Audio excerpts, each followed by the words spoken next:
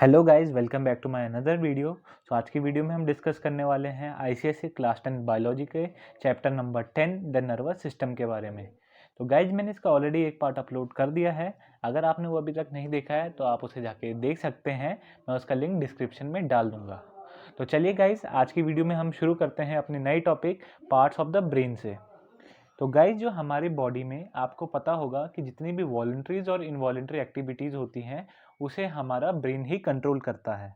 अब हम बात करते हैं कि ब्रेन के कितने मेन पार्ट्स हैं। तो गाइज, ब्रेन के 3 मेन पार्ट्स होते हैं। 3 मेन पार्ट्स कौन कौन से?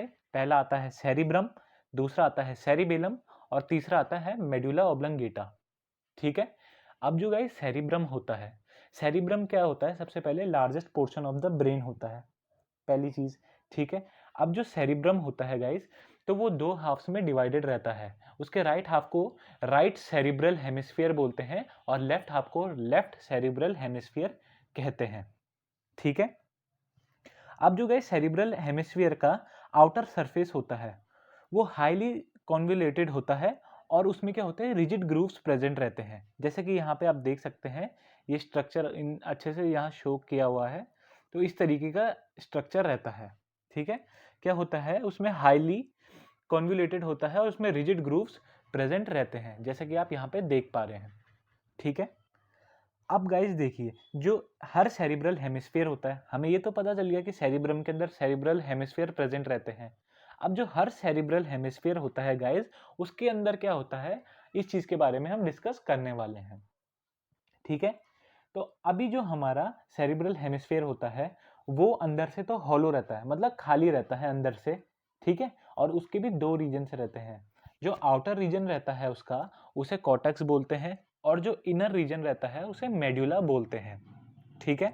अब जो आउटर रीजन है सेरिब्रल रीजन का, सेरिब्रल हेमिस्फीयर का जो आउटर पोर्शन है या फिर कॉर्टेक्स रीजन जो है, उसमें क्या होता है, सेल बॉडीज प्रेजेंट रहती हैं। अब सेल बॉडीज किसकी रहती है? Neuron. It contain cell bodies of neuron, जिनका कलर कैसा होता है, उनकी ग्रेइश कलर में होता है। इस वजह से क्या होता है गाइस, इन्हें ग्रे मैटर भी कहा जाता है। तो ये कई बार पूछा जाता है एग्जाम में कि व्हाट इज ग्रे मैटर। तो आप क्या बोलेंगे? The outer portion of the cerebrum containing the cell bodies of neuron is known as grey matter. ठीक है। हमारा ये ग्रे मैटर भी क्लियर हो चुका है इस टॉपिक का। अब देखिए, जो ग्रे मैटर रहता है गाइस, वो क्या करता है, उसकी वजह से कॉन्वुलेशन फॉर्म होते हैं। जो हमने पढ़ा था ना कि अभी कॉन्वुलेटेड, मैंने बताया था आपको कि हाईली कॉन्वुलेटेड रीजन होता है। तो इस ग्रे मैटर के फोल्ड्स की वजह से कॉन्वुलेशन फॉर्म होते हैं। ठीक है। अब इन फोल्ड्स को क्या बोलते हैं? गायरी कहा जाता है। इन फोल्ड्स को हम गायरी कहते हैं। यहाँ पे आप दे रखा है आपको, फोल्ड जो होते हैं उन्हें गायरी कहते हैं और जो ग्रूव्स रहते हैं उन्हें सल्की कहते हैं। ठीक है। ध्यान से गाइस, ये दोनों टर्म को आप ध्यान रखेंगे। जो फोल्ड्स रहते हैं उन्हें गिरी कहते हैं, गिरी भी नहीं गायरी कहते हैं, और जो ग्रूव्स रहते हैं उन्हें सल्की कहा जाता है। गाइस, जो अब सेरिब्रम का आउटर पोर्शन है या फिर जो कॉर्टेक्स रीजन है, इस कॉर्टेक्स रीजन में क्या होता है, सेल बॉडीज ऑफ न्यूरॉन रहती है। सेल बॉडीज ऑफ न्यूरॉन रहने की वजह से क्या होता है, इसका ग्रेइश कलर होता है इसका। ठीक है। ग्रेइश अपीयरेंस होती है, इसकी वजह से इसे ग्रे मैटर भी कहा जाता है।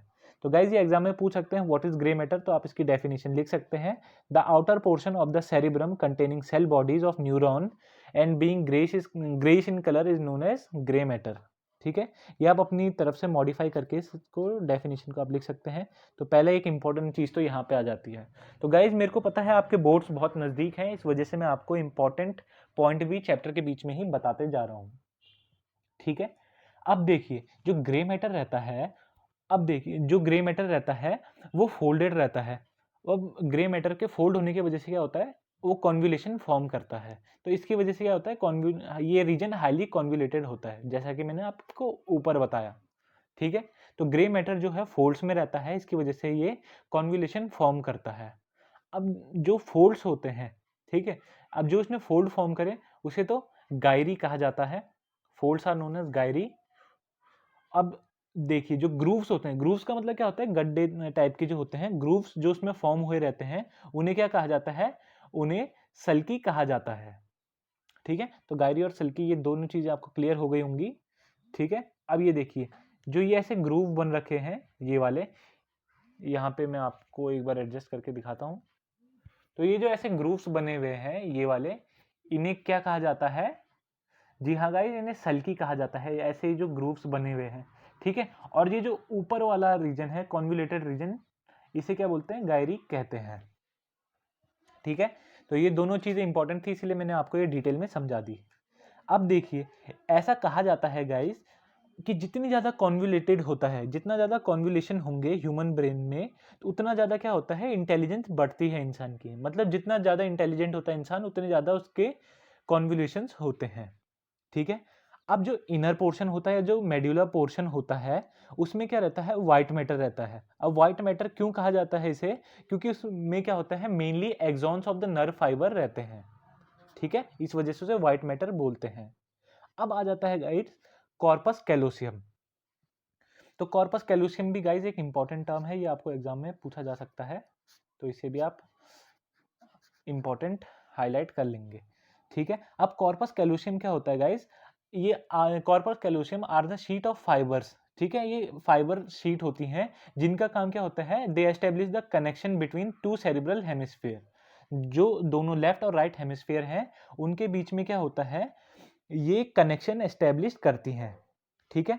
और इसका दूसरा और मेन फंक्शन क्या है? It transfer the information from one hemisphere to another hemisphere, ठीक है।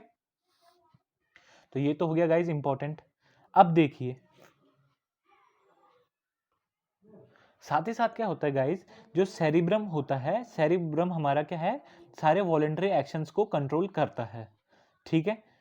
अब देखिए, यहाँ पे क्या है, इस फिगर में आपको बता रखा है कि मेजर फंक्शन जो इसमें देखिए, इन जो सेरिब्रम है इसका जो पोर्शन है, इसमें कौन कौन से इंपॉर्टेंट फंक्शंस होते हैं, ठीक है। जैसे देखिए, यहाँ पे थिंकिंग हो रहा है, इधर ये मूवमेंट का पोर्शन है, यहाँ पे सेंसेशन होता है।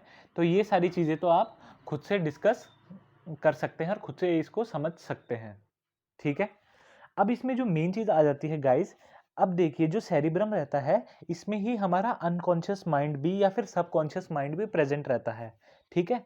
अब इसमें क्या होता है, इस वाले पोर्शन में हमारे सारे पास्ट एक्सपीरियंस स्टोर्ड रहते हैं।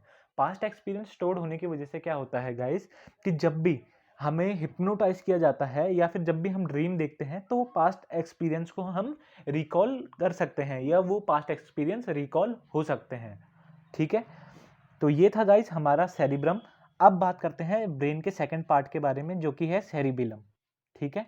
अब जो सेरिबेलम होता है गाइस, ये बहुत छोटा एरिया होता है, ठीक है। और कहाँ लोकेटेड होता है? At the base of cerebrum. जहाँ पे सेरिब्रम खत्म होता है, उसके बेस में ही जो हमारा सेरिबेलम है, ठीक है, वो शुरू हो जाता है। जैसे ये सेरिब्रम हो गया और ये हो गया हमारा सेरिबेलम, ठीक है। हमने बात तो कर ली अभी कि सेरिबेलम लोकेटेड कहाँ पे होता है। अब इसका मेन फंक्शन के बारे में बात करते हैं। देखिए, इसका मेन फंक्शन जो होता है गाइस, इसका मेन फंक्शन क्या है? It maintains the balance of the body and coordinates all the muscular activities. ये बहुत ही इंपॉर्टेंट चीज थी इसमें, इसीलिए मैंने आपको ये पहले बता दी, ठीक है। अब बात कर लेते हैं इसकी लोकेशन के बारे में, कि इसका स्ट्रक्चर कैसा है, शेप वगैरह के बारे में। अब देखिए, इसका मैंने आपको पोजीशन तो बता दी कि सेरिब्रम के नीचे लोकेटेड होता है, ठीक है। अब इसमें क्या होता है, इसकी आउटर अपीयरेंस कैसी है? सबसे पहले इसमें कोई भी कॉन्वोल्यूशन कर्व्स नहीं है, ठीक है। मगर इसमें क्या होता है, इसमें डीप फरोज लोकेटेड होते हैं, न्यूमरस फरोज लोकेटेड। फरो मतलब एक जो ऐसे आप देख रहे हैं, ये थिन लाइन लाइक स्ट्रक्चर, इसे फरोज बोल रहे हैं, ठीक है। इससे है फरोज कहा जा रहा है। तो गाइज अब बात कर लेते हैं सेरिबेलम के बारे में। तो सेरिबेलम जो है second part of the brain है। ये कहाँ लोकेटेड होता है? सेरिब्रम के नीचे लोकेटेड होता है, ठीक है। जो सेरिब्रम होता है, सेरिबेलम होता है गाइज, एक तो इसमें कोई कॉन्वोल्यूशंस नहीं रहते हैं, ठीक है। इसमें डीप फरोज लोकेटेड होते हैं, ठीक है। इसमें कोई कॉन्वोल्यूशन नहीं होते हैं, ठीक है। और इसका भी एक आउटर रीजन होता है जिसे कॉर्टेक्स बोलते हैं, and cortex is made up of grey matter, ठीक है। और सेंट्रली क्या होता है, इसमें व्हाइट मैटर से बना रहता है, जिसे हम मेडुलर रीजन भी कहते हैं, ठीक है। इसका मेन फंक्शन क्या है गाइस? ये एक छोटा पोर्शन है, इसमें कोई इतना डिवीजन नहीं है। बस इसमें क्या है, कोई भी कॉन्वोल्यूशन नहीं होते हैं, इसमें डीप फरोज होते हैं, ठीक है। इसका मेन फंक्शन क्या होता है guys, it help us to maintain the balance of the body and all the muscular activities, ठीक है। तो ये तो था गाइस सेरिबेलम के बारे में। अब जो सेरिबेलम होता है तो इसमें क्या होता है कि ये हमारे सारे एक्टिविटीज, जो भी हमारी वॉलेंट्री एक्टिविटीज हैं उनको कंट्रोल करने में हेल्प करता है, जैसे कि वॉकिंग हो गया, ठीक है, और जितने भी हमारे मस्कुलर एक्टिविटीज हैं उनमें ये हेल्प करता है, ठीक है।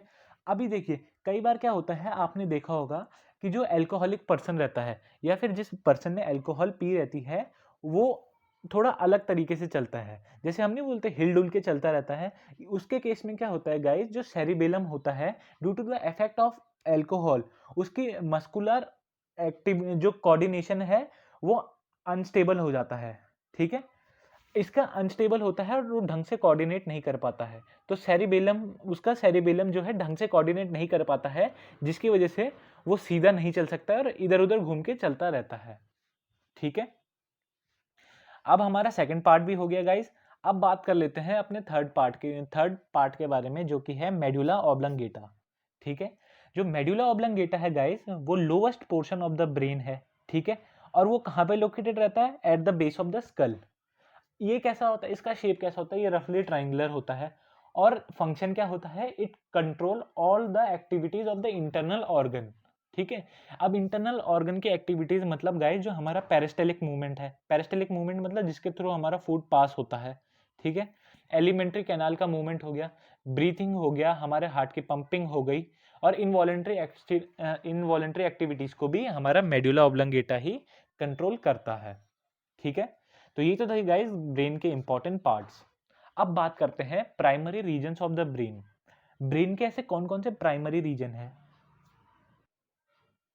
तो गाइस जो हमारे primary regions of the brain है, इसमें क्या है, हमारे 3 प्राइमरी रीजन होते हैं ब्रेन के।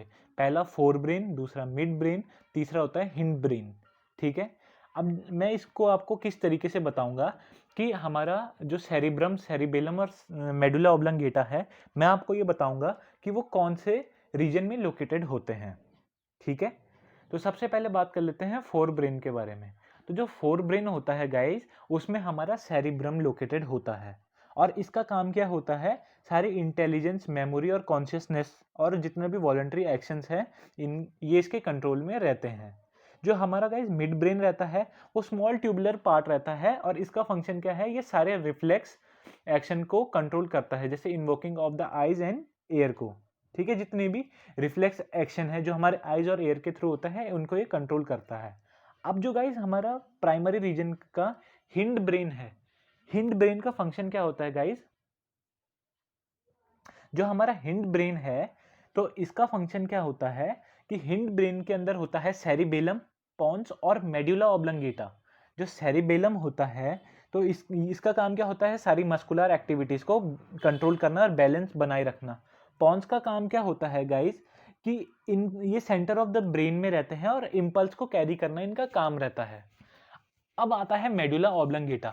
मेडुला ऑब्लंगेटा की जैसे हमें पता ही था, सारी इनवॉलेंट्री एक्टिविटीज को हमारे कंट्रोल करके रखता है, ठीक है। तो ये सारा कहाँ आता है, हमारे हिंड ब्रेन के अंदर आता है। अगर आपको पूछा जाए कि हमारा सेरिबेलम और मेडुला ऑब्लंगेटा कहाँ लोकेटेड होते हैं, तो वो हिंड ब्रेन में लोकेटेड होते हैं, और फोर ब्रेन में हमारा सेरिब्रम लोकेटेड होता है, ठीक है। अब बात करते हैं गाइस स्पाइनल कॉर्ड की, ठीक है। जो हमारा गाइस स्पाइनल कॉर्ड होता है, तो स्पाइनल कॉर्ड क्या होती है, हमारी जो हमारा सेंट्रल नर्वस सिस्टम है, ठीक है। सेंट्रल नर्वस सिस्टम के बारे में हमने पढ़ा था, तो सेंट्रल नर्वस सिस्टम का मेन पार्ट है हमारी स्पाइनल कॉर्ड। ये क्या करती है, स्पाइनल कॉर्ड और ब्रेन की हेल्प से ही हमारा जितनी भी हम नर्वस सिस्टम की एक्टिविटीज होती हैं, जितना भी ट्रांसपोर्ट का काम होता है, रिफ्लेक्सेस का काम होता है, सारा एक्टिविटीज हमारे स्पाइनल कॉर्ड और ब्रेन की मदद से ही होती हैं। सो गाइस अब हमारा आ जाता है स्पाइनल कॉर्ड, मगर गाइस इस टॉपिक को हम स्टार्ट नहीं करेंगे। जो स्पाइनल कॉर्ड हो गया, सोमैटिक नर्वस सिस्टम हो गया, पेरिफेरल नर्वस सिस्टम हो गया और ऑटोनॉमिक नर्वस सिस्टम हो गया। तो गाइस ये बहुत ही इंपॉर्टेंट है, तो इसको क्या करूंगा मैं डिटेल में आपको अगले पोर्शन में एक्सप्लेन कर दूंगा, ठीक है। तो अभी क्या करते हैं, अभी की वीडियो में हम इस पोर्शन को स्किप कर देंगे और स्टार्ट करते हैं अपना नया पोर्शन रिफ्लेक्स से, ठीक है। तो गाइज जो रिफ्लेक्सेस होते हैं, reflex is a involuntary action, ठीक है। तो एग्जाम में आपसे पूछा जा सकता है what is a reflex action, तो उसमें आप लिखेंगे इट इज अ ऑटोमेटिक और a quick involuntary action in the body brought about by a stimulus, ठीक है। जैसे ही आपने देखा होगा, कभी भी आप अगर किसी गर्म प्रेस को टच करते हैं, जैसे कि ये कर रहा है, तो आपकी फिंगर एकदम से पीछे हट जाती है, तो उसमें आपको सोचना नहीं पड़ता है कि मैं इसे हटाऊं कि नहीं हटाऊं, वो एकदम से ही हट जाती है। तो ऐसे बॉडी के मूवमेंट को हम रिफ्लेक्स कहते हैं, ठीक है। तो अब इसमें क्या है गाइस, रिफ्लेक्स सबसे पहले तो आप ये जान लीजिए एक इनवॉलेंट्री एक्शन होता है। अब हमें क्या है, डिफरेंस बताया गया है कि वॉलेंट्री एक्शन और इनवॉलेंट्री एक्शन के बीच में डिफरेंस क्या क्या होता है।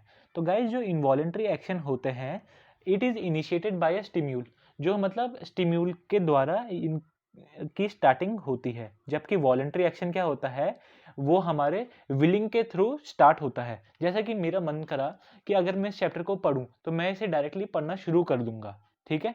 तो ये क्या होता है, ये वॉलेंट्री एक्शन हुआ। अब इसे पढ़ते पढ़ते क्या हुआ कि मुझे अचानक से छींक आ गई। अगर मैं बुक पढ़ रहा था, मुझे अचानक से छींक आ गई, तो मैंने एकदम से निकाली नहीं, वो ऑटोमेटिक हुआ, ये एक इनवॉलेंट्री एक्शन था, ठीक है। तो इसे क्या बोलते हैं, रिफ्लेक्स एक्शन कहते हैं, ठीक है। तो वो वॉलंटरी और इनवॉलंटरी एक्शन के बीच में यहाँ पे आपको एक छोटा सा डिफरेंस का बॉक्स दिया गया है, जिसमें सब आपको कॉमन से पॉइंट समझाए गए हैं, ठीक है। वहीं गाइस जो हमारा रिफ्लेक्स एक्शन है, उसके कुछ एग्जांपल होते हैं। शिवरिंग हो गया, जैसे डायलेशन ऑफ आई प्यूपिल का हो गया, ठीक है। कभी भी आपने देखा होगा कि अगर आप अपने आँख, कभी आप शीशे के सामने जाके ऑब्जर्व करना, अगर आप अपने आईज में तेज फ्लैशलाइट चमकाएंगे तो क्या होगा, आपके आईज की जो प्यूपिल है वो कॉन्ट्रैक्ट हो जाएगी, छोटी हो जाएगी। तो ये भी क्या है, आप उसे खुद छोटी नहीं कर रहे हैं, वो अपने आप छोटी हो जाएगी। तो ये भी एक तरह का रिफ्लेक्स है, ठीक है। तो गाइज रिफ्लेक्स से इंपॉर्टेंट चीज जो यहाँ पे आ जाती है, वो है टाइप्स ऑफ रिफ्लेक्सेस। अब रिफ्लेक्सेस कितने टाइप के होते हैं, तो guys reflex are of two main types, एक तो नेचुरल रिफ्लेक्स और एक होता है कंडीशन रिफ्लेक्स। नेचुरल रिफ्लेक्स क्या होता है गाइज, जो पैदा होते ही हमें मिला हुआ है, ठीक है। जब जैसे अब नेचुरल रिफ्लेक्स के एग्जांपल क्या क्या हैं, जैसे कफिंग, स्नीजिंग, ये हमने किसी प्रीवियस एक्सपीरियंस से हमें ये रिफ्लेक्स नहीं मिले हैं, तो ये कैसे रिफ्लेक्स है, नेचुरल रिफ्लेक्स है। कंडीशन रिफ्लेक्स क्या होता है, जैसे कि स्लाइवेशन, जैसे हम नहीं बोलते हैं कि मुंह में पानी आना, ठीक है, तो ये एक कंडीशन रिफ्लेक्स है। अब देखिए मुंह में पानी क्यों आता है, जब भी आप अपनी कोई मनपसंद डिश देखते हैं या मनपसंद फूड देखते हैं तो आपके मुंह में पानी आना स्टार्ट हो जाता है। अब ऐसा क्यों होता है, क्योंकि आपने वो चीज़ पहले खाई हुई है, तो खाने के बाद क्या हुआ, आपको उसका टेस्ट अच्छा लगा। अब दूसरी बार जब आप उसे देखेंगे तो आपके मुंह में स्लाइवेशन शुरू हो जाएगा। तो ये क्या है, एक कंडीशन रिफ्लेक्स है। तो गाइस कंडीशन जो रिफ्लेक्स है, उस पे पेवलोव्स एक्सपेरिमेंट जो है बेस्ट एग्जांपल है, ठीक है। ये क्लासिकल एग्जांपल है। इसमें क्या होता है गाइस, ये कई बार पूछा जाता है। इसमें क्या था कि एक डॉग को उन्होंने खाना दिया, ठीक है। डॉग को एक प्लेट में खाना दिया, तो उस डॉग ने क्या किया, स्लाइव उसके मुंह में स्लाइवेशन शुरू हो गया। तो अगली बार उन्होंने क्या करा, सिर्फ बेल बजाई, ठीक है, सिर्फ घंटी बजाई। तो घंटी बजाने से डॉग के मुंह में स्लाइवेशन नहीं हुआ। फिर उन्होंने क्या करा कि खाना लाते समय कुछ दिनों तक खाना जैसे ही लाते थे तो घंटी बजाते हुए खाना लाते थे, तो डॉग के मुंह में अब स्लाइवेशन शुरू हो गया। तो एक बार उन्होंने ये ऑब्जर्व करा कि जब उन्होंने कुछ दिनों बाद सिर्फ घंटी घंटी बजाई तो उससे भी डॉग के मुंह में स्लाइवेशन शुरू हो गया। क्यों, क्योंकि डॉग के दिमाग में क्या था कि घंटी बजाते बजाते ही उसका खाना आएगा, और अगर घंटी की आवाज़ आ रही है तो मतलब उसका खाना भी आने वाला है, ठीक है। तो ये एक एग्जाम्पल है कंडीशन रिफ्लेक्स का, ठीक है। अब यहाँ पे कॉमन एग्जांपल दे रखे हैं आपको, नेचुरल रिफ्लेक्स और कंडीशन रिफ्लेक्स। नेचुरल जैसे नी जर्क हो गया, ठीक है। अभी कफिंग हो गया, स्नीजिंग हो गया आपका। अब जो कंडीशन होता है उसका एग्जांपल है जैसे applying brakes, giving hand signal हो गया, ठीक है, प्लेइंग अ म्यूजिकल इंस्ट्रूमेंट हो गया, ठीक है। ये सब आपके रिफ्लेक्स के अंदर आ जाते हैं। अब आता है गाइस नर्वस पाथवे इन रिफ्लेक्स, ठीक है। तो जो रिफ्लेक्स एक्शन होता है गाइस वो क्विक होता है। तो इसकी वजह से क्या होता है, जितने भी सिंपल रिफ्लेक्स होते हैं, तो सारे सिंपल रिफ्लेक्स क्या होते हैं, डायरेक्टली नर्वस सिस्टम में जाके परफॉर्म नहीं होते हैं, ठीक है। नर्वस सिस्टम नहीं guys, sorry, directly spinal cord में जाते ही नहीं है, उनके सिग्नल डायरेक्टली स्पाइनल कॉर्ड में नहीं जाते हैं, मगर उसके बजाय क्या होता है, उनमें इन्वॉल्वमेंट ऑफ 2 या 3 न्यूरॉन्स होता है, जिसे सेंसरी न्यूरॉन और मोटर न्यूरॉन्स कहते हैं, ठीक है। अगला और लास्ट टॉपिक आ जाता है गाइस हमारा रिफ्लेक्स आर्क, ठीक है। हम अब रिफ्लेक्स आर्क क्या होता है guys? Reflex arc is the shortest route that can be taken by an impulse from receptor to effector. अब ऐसा शॉर्टेस्ट रूट कौन सा होता है, उसे रिफ्लेक्स आर्क कहा जाता है। ठीक है, तो ये तो था गाइज, ये आपको सिर्फ डेफिनेशन पूछी जा सकती है तो आप इसे एक्सप्लेन कर सकते हैं। फिर गाइज आपको यहाँ कॉमन सी डेफिनेशन दे रखी है जो हमने पहले भी डिस्कस करी थी। रिसेप्टर हो गया, सेंसरी न्यूरॉन हो गया, सीएनएस हो गया, सेंट्रल नर्वस सिस्टम। अब मोटर न्यूरॉन क्या होते हैं? मोटर न्यूरॉन जो कैरी करते हैं इम्पल्स जनरेटेड बाय एसोसिएटरी न्यूरॉन्स। ठीक है, एसोसिएटरी न्यूरॉन से कहाँ तक? इफेक्टर ऑर्गन तक। ठीक है, अब इफेक्टर क्या होता है? It is the organ that respond to the motor nerve impulse. ठीक है, जो मोटर नर्व इम्पल्स पे जो क्या करता है, इम्पल्स कैरी करता है, उसे क्या बोलते हैं? इफेक्टर कहते हैं। गाइज मुझे पता है कि मैं बहुत जल्दी जल्दी ये कोर्स कंप्लीट कर रहा हूँ। ये गाइज मैं इसलिए कर रहा हूँ क्योंकि अभी आपके बोर्ड जो है बहुत नज़दीक आने वाले हैं। ठीक है, तो इसकी वजह से क्या है, मैं आपको मेन और सबसे इम्पॉर्टेंट चीज़ बता रहा हूँ और इसके बाहर आपके पास क्वेश्चन नहीं आएंगे। अगर तब भी गाइज आपको किसी भी टॉपिक में डाउट आता है या आपको मुझसे कोई भी टॉपिक पूछना है तो आप मुझे कमेंट सेक्शन में पूछ सकते हैं। सो तब तक के लिए guys thank you for watching my video. मिलते हैं अपनी अगली वीडियो में।